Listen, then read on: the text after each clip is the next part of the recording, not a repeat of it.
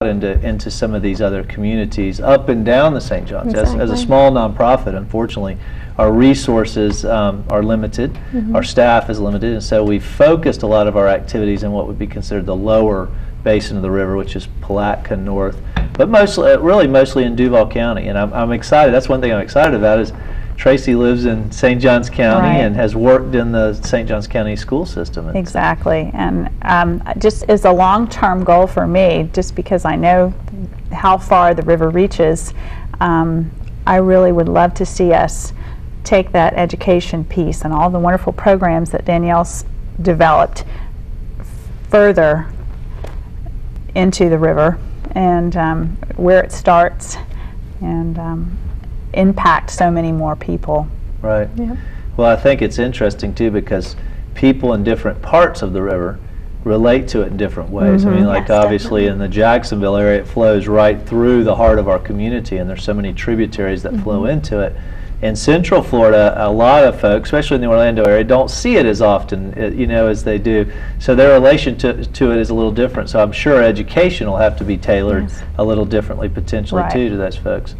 But the opportunity is obviously there. And that has been our primary focus over the past 6 to 8 months, is providing those opportunities for the community to come to the river, to see the river, to experience it, so then they too will have a connection to it and love it hopefully as much as we do.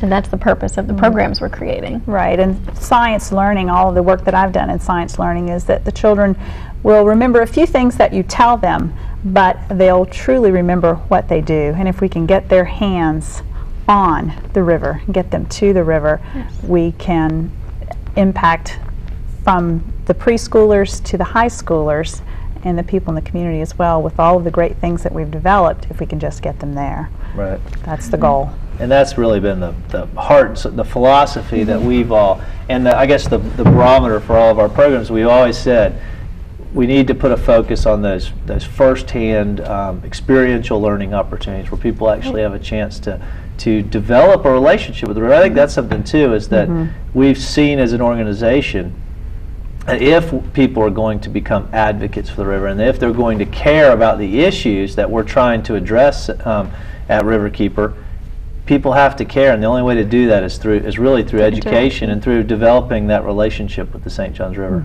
Exactly. And that's the whole focus of our My St. Johns River campaign, which is the hallmark of our education and outreach for the past year. Many of our viewers know that we now have a brand new educational website, and that is hopefully reaching people throughout the entire world, not just in Florida, but it covers the entire stretch of the river and focuses on anything you might possibly want to know about the river: history, culture, ecology, environmental issues, access to the river. And we're in the process of developing a virtual field trip for that website. Some lesson plans, again, for both elementary and secondary students, where they can, if they can't get out of the classroom because there's so many restrictions these days, they can experience the river from inside the classroom or from their own home office. And I should say too that the website, which we keep talking about, of course, because there are so many resources on that site, ways to learn about Riverkeeper, the issues affecting the river, and of course to join, as we have to keep mentioning that we are a membership-based group, and I hope people will join. But we just had a facelift for the website, and if you go there, it's a lot easier now, I think, to find information, especially the information about access to the river. And if you go to the home page, right there in the middle at the bottom, you'll see a section about accessing the river, and one of those access points is virtually through our My St. Johns River site that you mentioned. That site is really a way for you to virtually tour the whole length of the river. It's a really cool site. It has, you can start at the headwaters and travel all the way up, and there's information about cultural sites, ecological information about the river, historical sites. And it also has some really cool photography. There's some 360 panoramic images that you can take your mouse and you can actually go in a 360 panoramic direction and see the river from an aerial viewpoint. It's really cool. It really gives you a much more complete view of the river, especially for those of us that live in Jacksonville and only see the downtown stretches of the river, or those that live upstream and only see their small, narrow bits of the river. You can get the sense of the entire length and the comprehensiveness of the St. Johns. Well, you begin to realize the magnitude, the size of it, but you also see it from a different perspective, because here most of us see it from downtown, where there are buildings and then there are homes as you go along, and then in other parts of the river it's completely nature-based. Yeah, it's amazing really how it changes. That's one thing that's always struck me.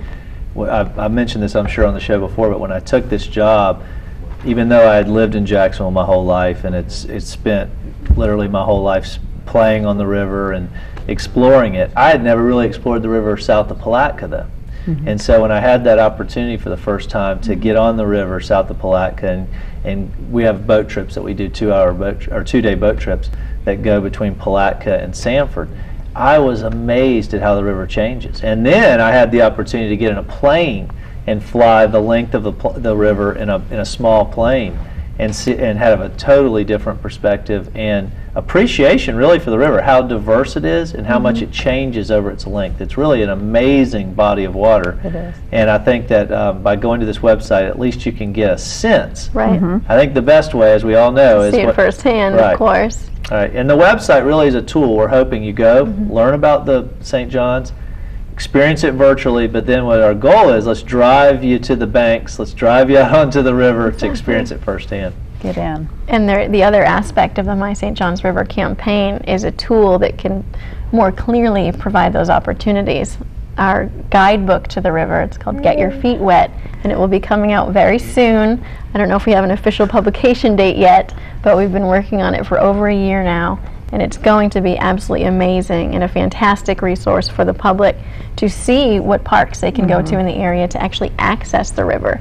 And we cover the entire region from Palatka to Mayport, and have the parks you can access, the amenities they have at those parks, wildlife you may see, activities you can do to better understand and better learn about the river and to more enjoy your experiences there.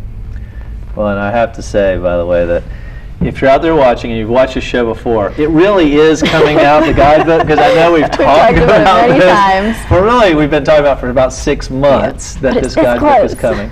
We've had some, it's been a learning opportunity. Yes, Let me put to sum it up by saying that we've learned a lot about the process of putting together a book. But it is going to be a tremendous resource. It is at the printer as we speak, so by the time our next show comes around in a month, we should have that guidebook in hand. And there again, check our website, because once we do have it available for sale, it'll be on our website. It's going to be $15, which is a bargain. After you see, it's kind of hard for you to understand what a tremendous resource this is until you actually have it in hand. Exactly. But I think when people see what this is all about, this guidebook, and how beneficial it is to them and their family, everyone's going to want one. And we're also going to be doing a membership campaign to try to get new members, and that'll probably be a perk for at some levels of membership, that you'll get a guidebook when you join at certain levels. So stay tuned, and maybe if you're thinking about joining, check the website soon, and there might be some real benefits to joining, like getting a guidebook. So we're really excited about that. Why don't y'all talk about some of the things that we have to look forward to in the future? I know we've accomplished so much in a really short period of time with Danielle, but what I think is really exciting is that after a long process of trying to find Danielle's replacement, and believe me, Danielle was very particular about who replaced her, I think we found the ideal candidate, and we're really excited about Tracy being on board with us. And so tell us a little bit about what we can look for in the future. Well, thank you. I'm thrilled to be here, and I know that I can't be Danielle, but I'm spending a lot of time with her.